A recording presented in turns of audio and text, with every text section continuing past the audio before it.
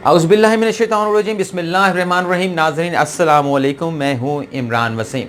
नाज़रीन, इस वीडियो में बात करेंगे पंजाब पुलिस की। और इस दौरान जब आप मेरी वीडियो देख रहे हैं नाज़रीन, क्या आपको इल्म है कि पाकिस्तान में अगर सस्ती से सस्ती ज़मीन ख़रीदनी हो, क्योंकि लोगों के लिए अपनी सर छुपाने के लिए जगह हासिल करना इंतहाई मुश्किल होता जा रहा है। क्या आपको इल्म है कि सस्ती से सस्ती जगह आपने पाकिस्तान में ख़रीदनी हो तो कहाँ पर ख़रीद सकते हैं? अगर नहीं मालूम तो इस वीडियो में आपको वो भी बताएंगे, लेकिन उसके लिए आपको सिस्टम के बारे में मालूम होना चाहिए। वो सिस्टम कौन सा है, इस वीडियो में वो भी आपको बताएंगे। लेकिन सबसे पहले बात कर लेते हैं पंजाब पुलिस की। तो पाकिस्तान का सबसे बड़ा सूबा आबादी के लिहाज से पंजाब, और फिर उसकी मायानाज बदनाम ज़माना पुलिस पंजाब पुलिस। और माशाल्लाह ये वो पुलिस है जो अपने लेडी कांस्टेबल को इंसाफ नहीं फराहम कर पाई। एक मुँह ज़ोर वकील जिसने लेडी कांस्टेबल फ़ायज़ा अली के साथ बदज़ुबानी की, उसे बुरा भला कहा, उसे टांग मारी और उसके बाद थप्पड़ भी उस बेचारी के मुंह के ऊपर जड़ दिया। और फिर उसका साथ देने की बजाय पंजाब पुलिस ने लंका ढा दी। लंका क्या ढाई कि कमज़ोर FIR काट दी। और आज उस बेचारी फ़ायज़ा अली ने MA पास है, उसने इस्तीफ़ा देने का फ़ैसला कर लिया है कि वो पुलिस के महकमे के अंदर अपनी जो सर्विस है वो जारी नहीं रख सकती, और इंदिया दे दिया है कि वो अपने ज़िम्मेदारियों से मुसाफ़ी हो जाएंगी। नाज़रीन, ये तमाचा है पंजाब पुलिस के ऊपर।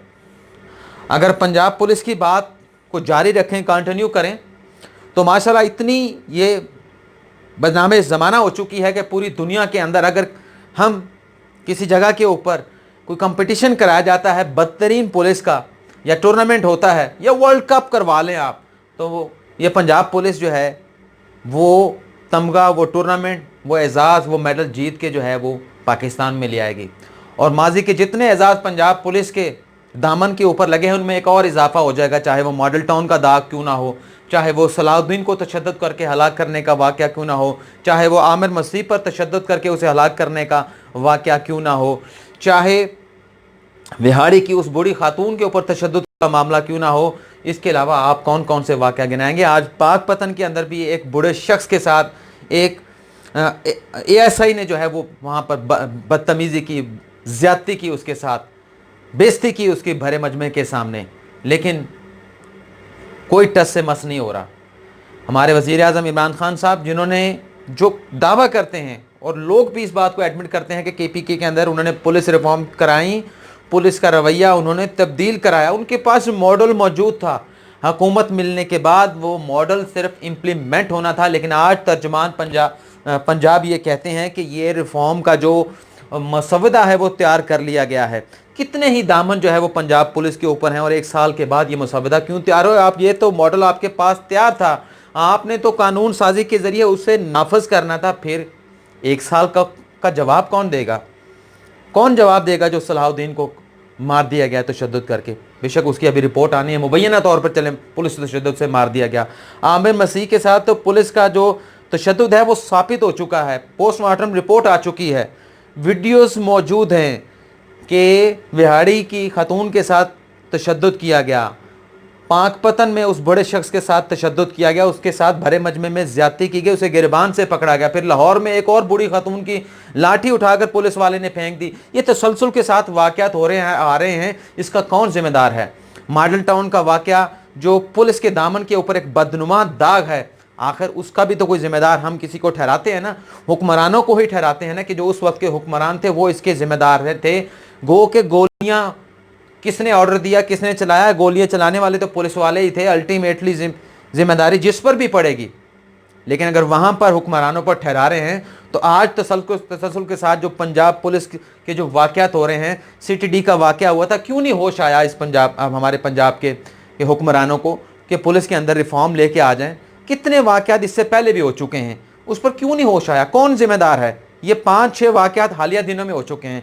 किस कदर जो है वो बदतमीज़ी का या बदतहजीबी का मुजाहरा किया जाता है पुलिस में भर्ती होने से पहले। ये ऐसी पंजाब पुलिस है कि इसमें जो इंसान होता है भर्ती होने के बाद फौरी गिद्ध बन जाता है, इंसान नहीं रहता। वो करता क्या है?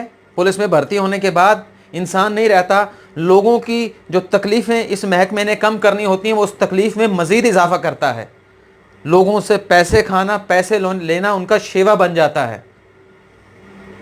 اگر ہمارے پاکستان کی یہ جو پولیس ہے صرف یہی ٹھیک ہو جائے تو بہت سارے مسائل ہمارے پاکستان کے حل ہو سکتے ہیں. جرم کے ارتکاب کرنے والے ختم ہو جائیں گے جب قانون کی حکمرانی پولیس جو ہے وہ شفافیت کے ساتھ رکھے گی، کسی کے ساتھ زیادتی نہیں کرے گی. یہاں پر تو اپنی لیڈی کانسٹیبل اپنی بہن کے ساتھ پولیس والوں نے زیادتی کر دی تو عام بندے کو کیا انصاف ملے گا.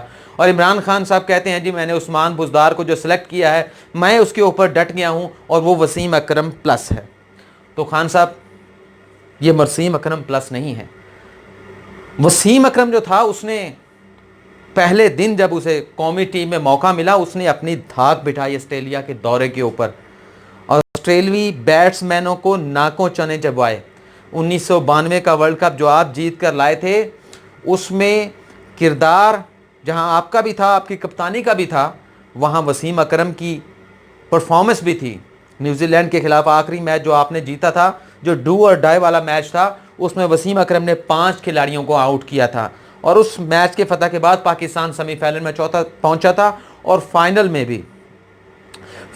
بھی آپ نے ایک 70-72 رنز کی آپ نے اننگز کھیلی، پاکستان کو ایک پلیٹ فارم فراہم کیا. لیکن اس جگہ کے اوپر جہاں پر آپ وکٹ دے کر آئے تھے انتہائی لو رن ریٹ تھا. انضمام الحق اور خاص طور پر وسیم اکرم نے وہاں پر آ کر رن ریٹ کو تیز کیا تھا اور پاکستان کا جو سکور تھا وہ 249 تک پہنچایا تھا اور پھر ٹارگٹ 250 انگلینڈ کو ملا تھا. 18 گیندوں پر 33 رنز بنائے تھے وسیم اکرم نے. اور پھر جب انگلینڈ کی بیٹنگ جاری تھی تو نیل فیئر برادر اور ایلن لیمب میچ کو پاکستان کے ہاتھ سے نکال کر لے جا رہے تھے. جب وسیم اکرم نے آ کر 2 وکٹیں وہاں پر لی تھی تو وہ تھا وسیم اکرم پلس، جس نے حیران کر دیا تھا ایلن لیمب کو کہ گیند کہاں سے نکلی، وکٹ کو کیسے لگی، جس نے کرس لیوس کو جو ہے وہ پریشان کر دیا کہ ساری وکٹ کرنے کے باوجود وہ بولڈ کیسے ہو گئے.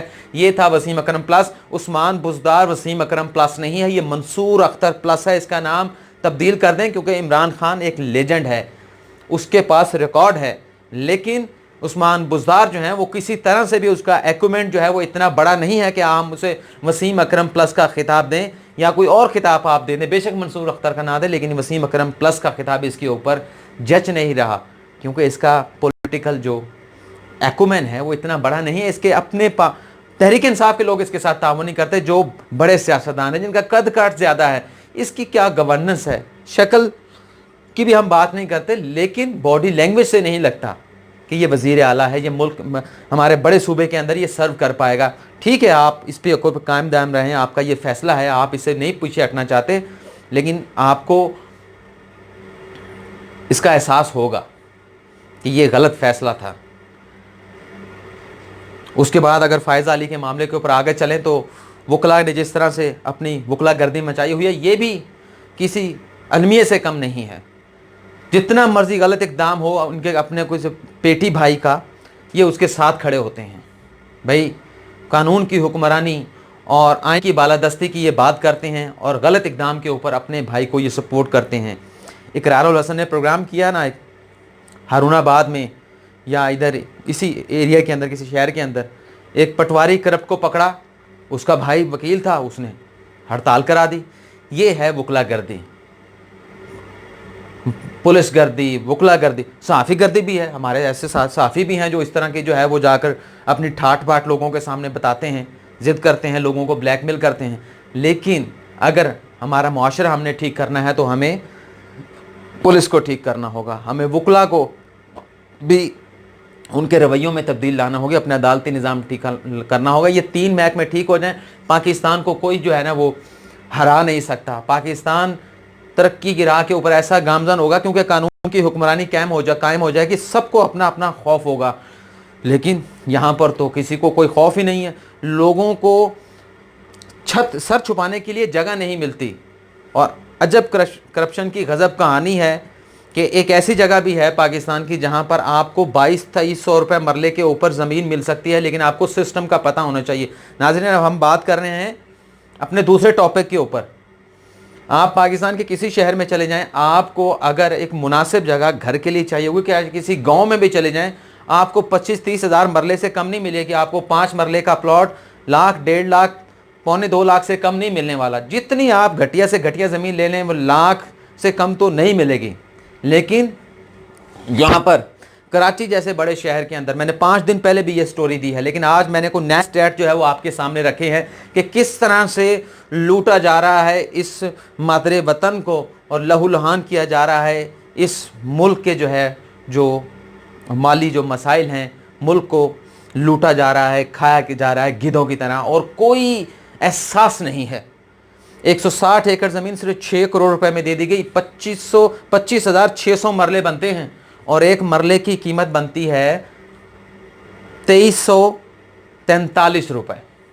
आप मुझे बताएं कि कहाँ पर आपको 2343 रुपये में फ़ी मरला के हिसाब से ज़मीन मिल सकती है? किसी जगह पर भी नहीं मिल सकती। लेकिन अगर आपको सिस्टम का पता हो, सिस्टम ये आपको मालूम है कि सिंध के अंदर आसिफ अली जरदारी की हुकूमत है, पीपल्स पार्टी की हुकूमत है, बिलावल भुट्टो जरदारी भी पीपल्स पार्टी के सरबराह हैं, मुराद अली शाह वज़ीर आला हैं।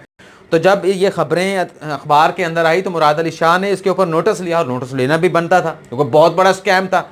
उनसे पूछा गया, जनाब ये आपने मुझे इल्म में लाए बगैर किस तरह से ये ज़मीन अलाट कर दी? तो सेक्रेटरी साहब ने पहले तो जो मुतलका मिनिस्टर थे उनके साथ देखा, वो भड़क उठे, उन्होंने कहा जी मैंने कब कहा था?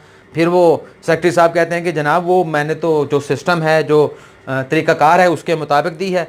और नाज़रीन अगर आप सिंध में चले जाएंगे तो वहाँ पर अगर आप किसी से सिस्टम पूछेंगे तो सिस्टम वहाँ पे ये चलता है। सिस्टम के तहत ये जब चलता है तो एक हिस्सा निकल के इस साइड पे आ जाता है, और ये जो हिस्सा इस साइड पे आता है वो जहाँ पहुँचना होता है वहाँ पे पहुँच जाता है।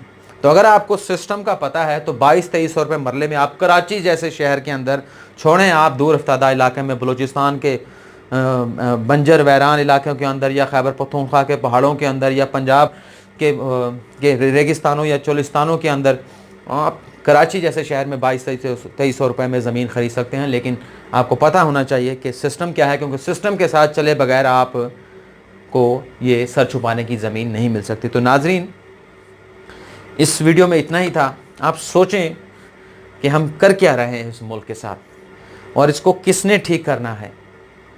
किसी ने तो इसकी ज़िम्मेदारी लेनी है या नहीं लेनी?